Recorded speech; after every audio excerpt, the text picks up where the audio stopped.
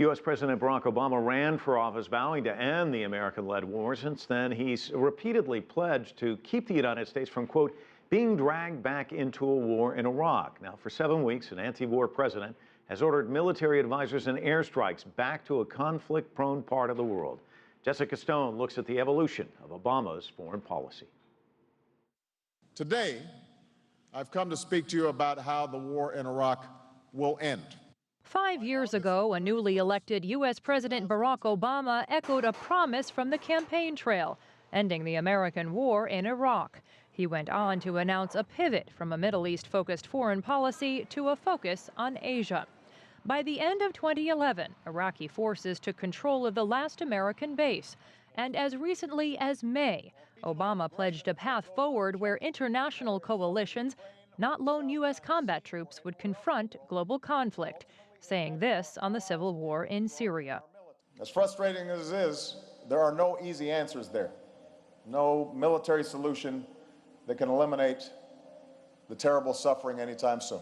2 months later, a president who had received the Nobel Peace Prize and hoped to be a post-war leader ordered military airstrikes in Iraq and Syria to combat the Islamic State terror group. It was a disappointment to war-weary voters who had chosen him to stop wars, not start them, says Michael Schenck of the Friends Committee on National Legislation, the lobbying arm for a pacifist religious group. I think progressives are baffled at what he's become and the rhetoric that he's using that is almost identical, if not worse, to the Republican rhetoric in the previous White House.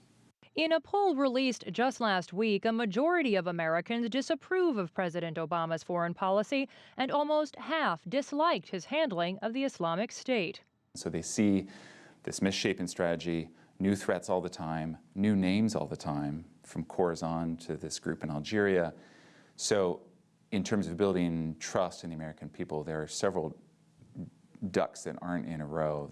But presidents don't always get to choose the foreign policy they want. Instead, many are forced to react to emerging threats against national security. Clearly, getting involved in a military conflict in Iraq is probably the last thing that President Obama would like to do, but he's done it, I think, because American interests demand it.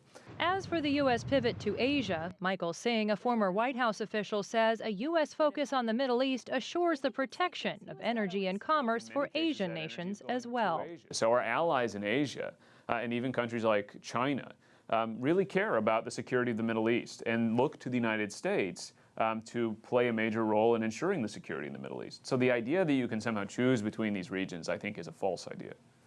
What's unclear is whether U.S. foreign policy in the Middle East will ever take a back seat to any other part of the world.